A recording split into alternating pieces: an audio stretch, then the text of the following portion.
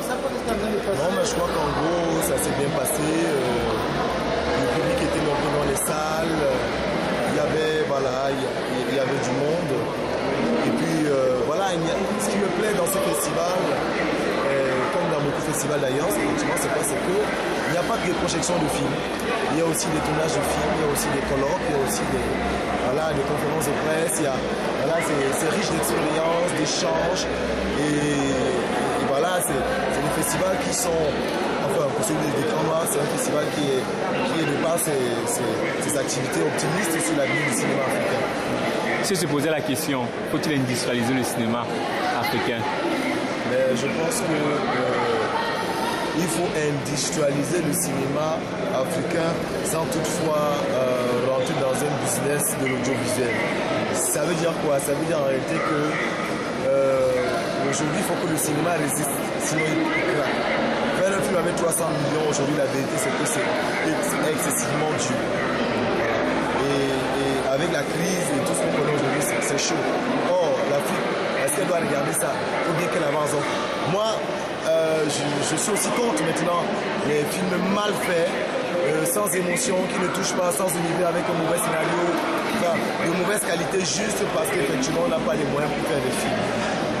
Alors, pour moi, l'idéal, effectivement, c'est de faire des films avec peu de moyens, mais de bonne qualité. Donc, aujourd'hui, je pense que, oui, il faut industrialiser le cinéma africain sans mettre de côté la qualité, l'émotion qui est de toucher et de faire rêver, de continuer de faire rêver les peuples africains. Alors, la 3e édition des Écrans Noirs se referme. Est-ce qu'il y a eu un moment particulier qui a attiré votre attention tout au long de la semaine? Oui, il y a eu beaucoup de... Ouais, moi, il y a eu des colloques. J'ai trouvé ça riche. L'expérience que je disais, j'ai bien aimé les colloques. J'ai bien aimé, effectivement, des projections de courts-métrages. J'ai bien aimé de plus en plus la production locale qui se veut de plus en plus de qualité quand même, contrairement aux années précédentes. J'ai aimé effectivement, voilà, le village du festival, les gens boivent les bières, ils dansent, ils chantent. Voilà, c'est aussi ça le cinéma, c'est aussi ça le glamour et je trouve que c'est super important. Un rendez-vous pour 2010 peut-être? Vous reverra-t-on sur le podium des Écrans Noirs? Ça, je laisse ce soir au Seigneur et à Bassek de le faire. Mais le plus important, c'est pas d'être sur les dessous. Le plus important, c'est de sentir qu'on apporte sa contribution. C'est-à-dire, je ne réfléchis pas à chaque écran de savoir est-ce que je serai l'année prochaine ou pas, non.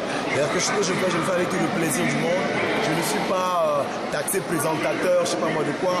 Mais c'est-à-dire que je viens avec mon univers de quelqu'un qui a grandi aux écrans noirs, qui est un enfant des écrans noirs, qui essaie d'être super positif et qui essaie de donner son coup de main et d'être ouvert, d'être disponible à tous ceux qui peuvent apporter leur contribution à l'évolution du cinéma africain. C'est dans ce cadre que s'inscrit ma participation comme présentateur.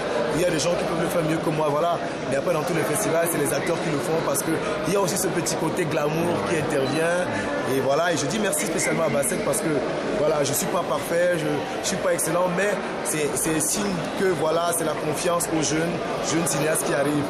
Donc quand l'occasion se présentera, je laisserai aussi la place à d'autres jeunes qui arrivent. Et c'est ça aussi la vie.